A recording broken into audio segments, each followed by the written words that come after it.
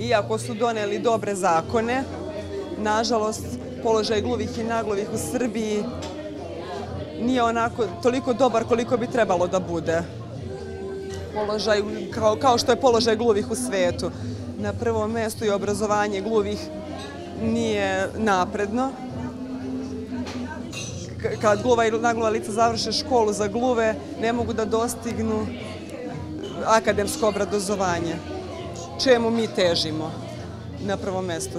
Osnovna škola Dimitrije Tucović i svakodnevni život dece i mladih sa smetnjama u razvoju. Da promovišemo zakon o upotrebi znakovnog jezika u Zlatiborskom okrugu, kao naravno i u Užicu, i konvenciju Evropske unije. Njenog brata Pavla sam prošle godine za čast srpskog jezika na temu Moja draga osoba.